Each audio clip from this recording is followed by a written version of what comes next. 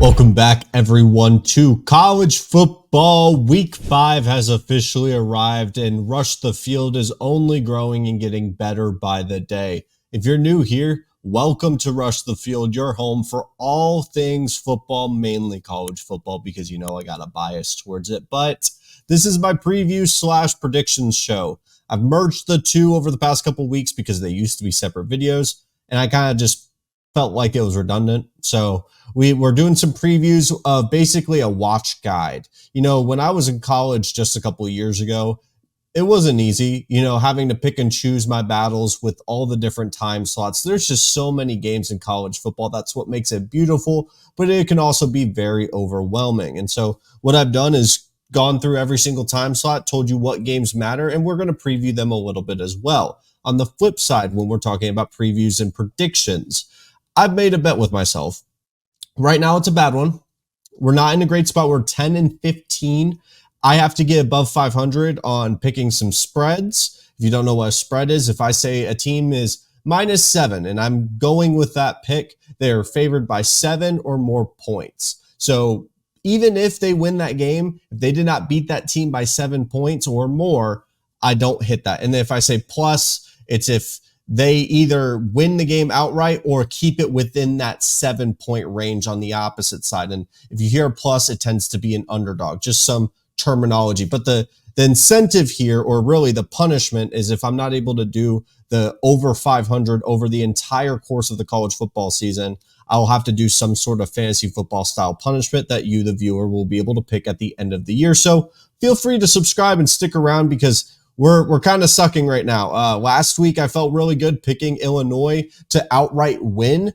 And then the rest of the picks fell apart, like Auburn, I thought would at least be good enough to beat Arkansas.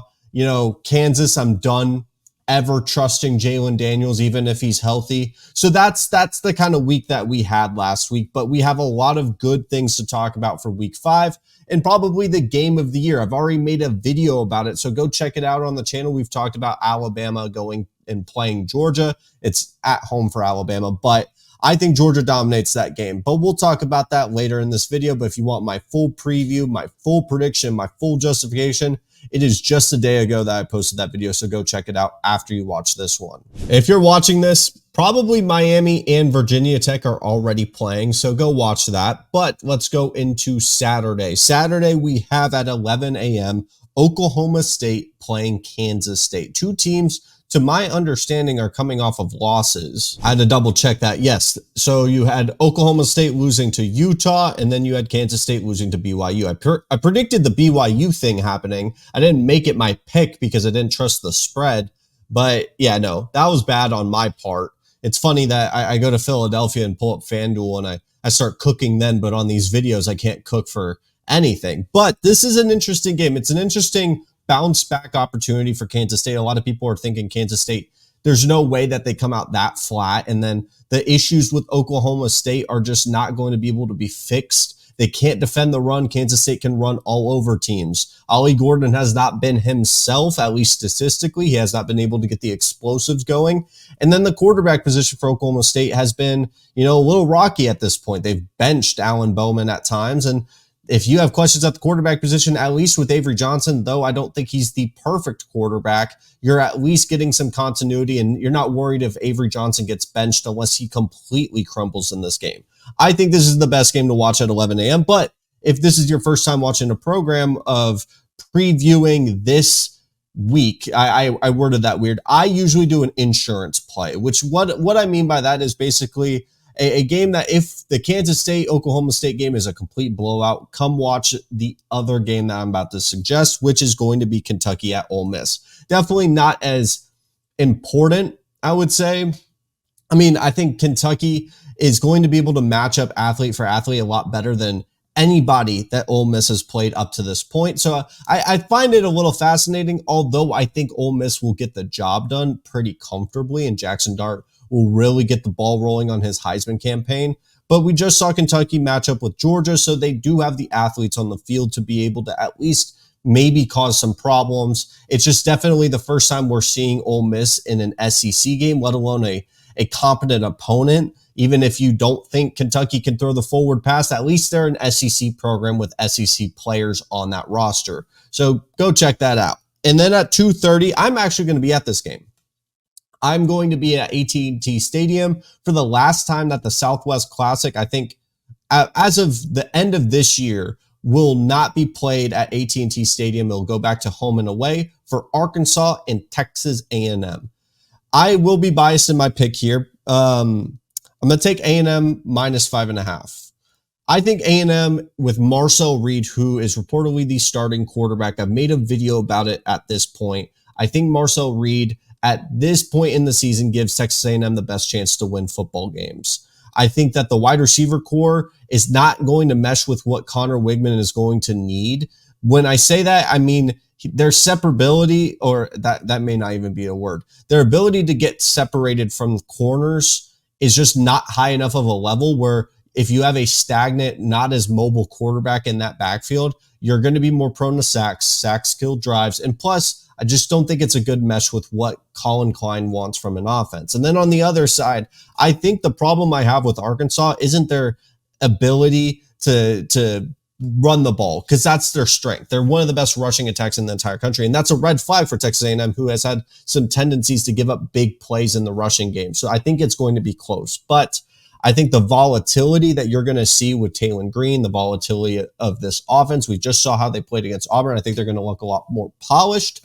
But if it was Connor Wigman playing for Texas A&M, and it's his first game since the horrific incident at Notre Dame, and then he played all right against McNeese State, basically a glorified high school team, I think I'd be leaning more towards Arkansas's favor, and that's coming from someone that has a lot of bias towards Texas A&M. But I think because you have Marcel Reed in play, I think Le'Veon Moss is going to be able to run all over this Arkansas defense. They're going to be able to control the clock. I think Texas A&M, after looking very shaky against Bowling Green, gets right. We just saw them bounce back against Florida in a rocky environment. For what it's worth, it's Florida. I think Texas A&M gets right after getting punched in the mouth by Bowling Green, which is wild to think about. Even though they won the game, they didn't feel good about it at the end of that. So I'm going with Texas A&M. That's going to be my first pick on the board. I also want to say I picked Kansas State minus 5 as well. I didn't mention that in the 11 a.m. slot. So those are the 2 picks that we have for this week, and I have 4 in total. I'm trying to crawl my way back, because if I just try to go, 10 picks to get all the way right, then we get into a hole where I'm basically most likely going to end up having to do this punishment regardless. But for the backup play, and some may argue the best play at 2:30 to watch is going to be Colorado at UCF, just because Colorado is fascinating. Colorado is everything that we've talked about them to be all offseason, all of last year. They're just an interesting watch every single time. I didn't make a video about them beating Baylor on a Hail Mary and an incredible comeback, going to overtime.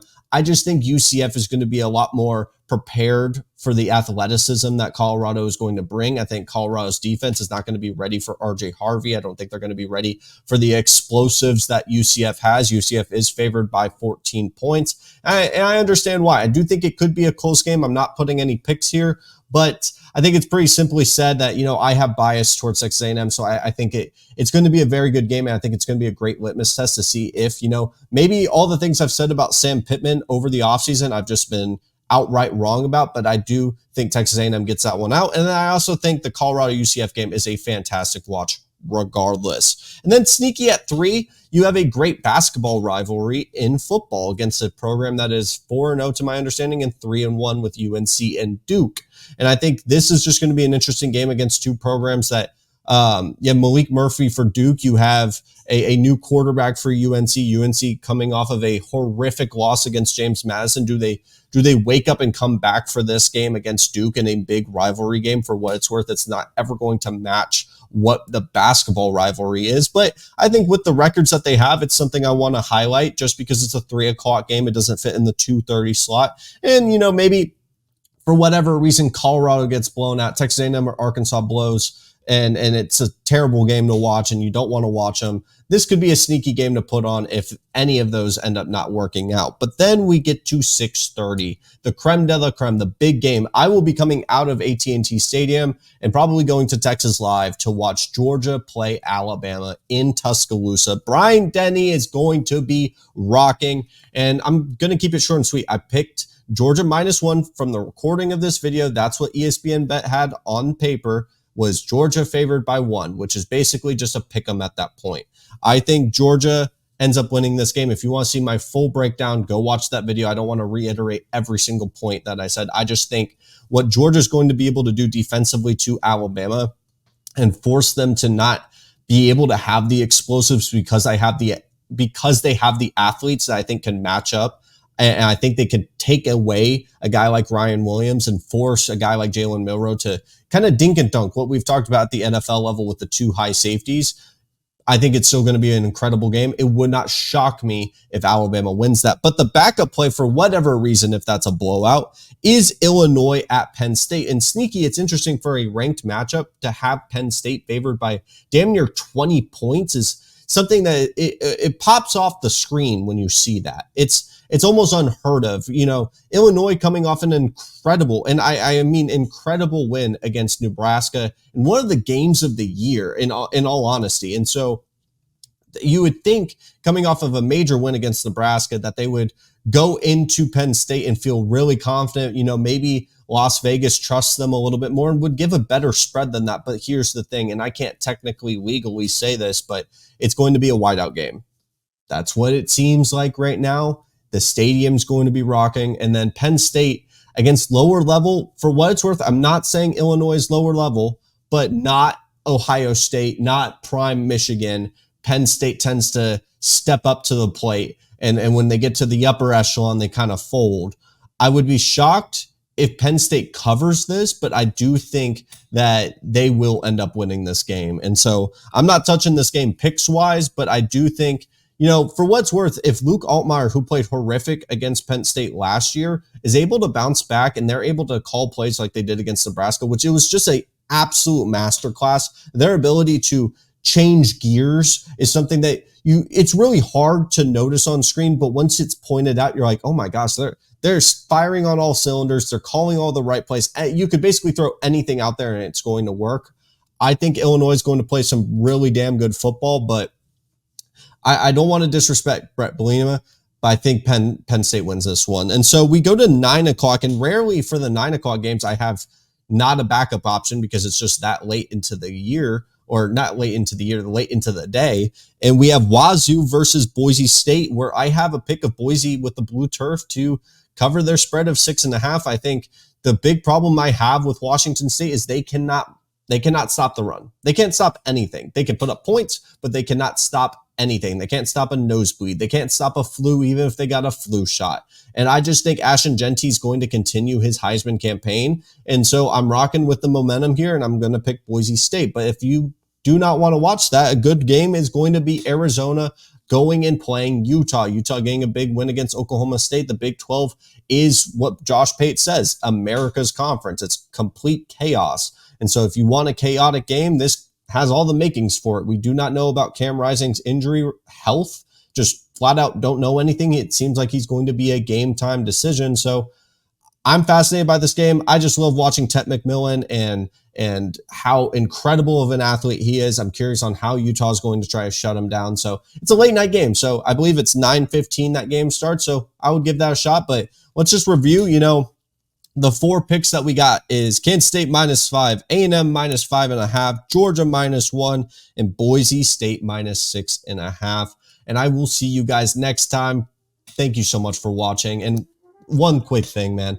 If you're new here, all I'll ever ask of you is to give me another opportunity to talk football with you. Whether it's a like, comment, subscribe, anything means the world. And like I just said, man, I'll see you guys next time.